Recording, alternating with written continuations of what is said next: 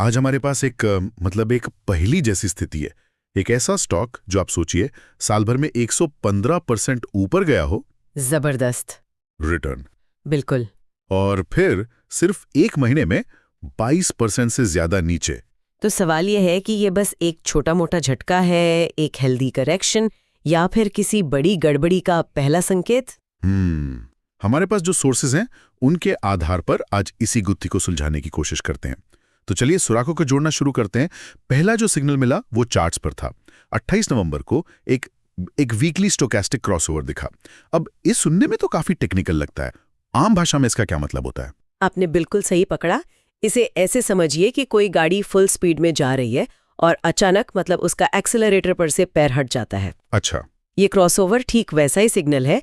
ये बताता है कि स्टॉक में जो खरीदने की दीवानगी थी वो आप कह सकते हैं कि ठंडी पड़ रही है और बेचने वाले हावी हो रहे हैं। एग्जैक्टली। और दिलचस्प बात यह है कि हमारे सूत्रों के मुताबिक पिछले 10 सालों में जब भी ये सिग्नल आया है तो स्टॉक अगले 7 हफ्तों में औसतन 5.71% नीचे गया है। तो एक पैटर्न है यहाँ पर। हाँ, और ये गिरावट ठीक तब शुरू हुई जब स्टॉक अपने 701.50 के ऑल टाइम हाई से थोड़ा नीचे आया, जिसने आप कह सकती हैं प्रॉफिट बुकिंग को और बढ़ा दिया। ठीक है, तो टेक्निकल चार्ट्स तो एक चेतावनी दे रहे थे, लेकिन क्या कंपनी के अंदर भी सब ठीक चल रहा था या वहां भी कोई खतरे की घंटी बज रही थी? क्योंकि जहां तक मुझे पता है कंपनी से जुड़ी कोई बड़ी बुरी खबर तो आई नहीं। और यहीं पर ये पहेली और भी दिलचस्प हो जाती है। कोई सीधी बुरी खबर नहीं थी, बल्कि एक बहुत बड़ा विरोधाभास था। विरोधाभास कैसा? देखिए, ये एक होल्डिंग कंपनी है जिसकी किस्मत अपनी सब्सिडियरी सुंदरम फाइनेंस से जुड़ी है, और सुंदरम फाइनेंस के नतीजे तो शानदार थे। दूसरी तिमाही में उनकी सेल्स में साल दर साल 14.44% की बढ़त हुई। ओ, तो ये तो अच्छी खबर है। हाँ, सतह पर तो यही लगता है। एक मिनट, ये तो बहुत बड़ा अंतर है। अगर सब्सिडरीज इतना अच्छा कर रही है तो फिर होल्डिंग कंपनी का स्टॉक क्यों गिर रहा है? बिल्कुल। ज्यादातर लोग तो सिर्फ इसी शानदार नतीजे को देख रहे होंगे। इसका मतलब है कि असली कहानी सतह के नीचे छिपी हुई है। सही बात है, और वो छिपी हुई कहानी वो थोड़ी डरावनी है।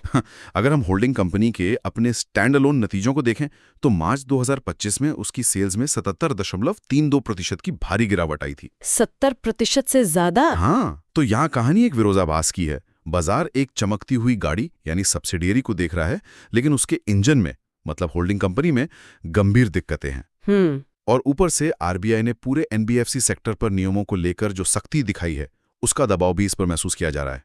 तो हमारे पास एक टेक्निकल वार्निंग है और एक कंपनी जो अंदर से कमजोर दिख रही है। लेकिन क्या ये सिर्फ कंपनी की अपनी समस्या थी या फिर पूरे बाजार का मूड ही खराब था? ये तीसरा और शायद सबसे बड़ा सुराग है। ये स्टॉक अकेले नहीं गिर रहा था। अच्छा। हमारे सूत्रों के अनुसार FIIs फॉरेन इंस्टीट्यूशनल इन्वेस्टर्स ने नवंबर के महीने में भारतीय बाजार से 10,000 करोड़ रुपए से ज्यादा की रकम निकाल ली। बाप रे, तो बहुत बड़ा अमाउंट है। बहुत बड़ा। और जब इतना बड़ा पैसा बाजार से निकलता है तो सबसे पहले मिड कैप शेयरों की पिटाई होती है। सही। तो माहौल ही ऐसा था कि एक घबराए हुए बाजार में जहां हर कोई बेचने पर तुला हो, वहां एक छोटी सी बुरी खबर भी बड़ी गिरावट ला सकती है। मैं अब इन सब टुकड़ों को जोड़ने की कोशिश कर रहा हूं। एक टेक्निकल वार्निंग, एक कंपनी जिसकी नींव में दरारें हैं, और एक घबराया हुआ बाजार। इन तीनों में से सबसे बड़ा विलन कौन है? ये एक परफेक्ट स्टॉर्म जैसा मामला है जहां तीनों विलन एक साथ आ गए। और एक बात और ध्यान में रखनी चाहिए, स्टॉक का PE रेशियो 36.89 था, जो कि ज्यादा है। काफी ज्यादा। आसान शब्दों में कहें तो स्टॉक अपनी कमाई के मुकाबले बहुत महंगा हो चुका था।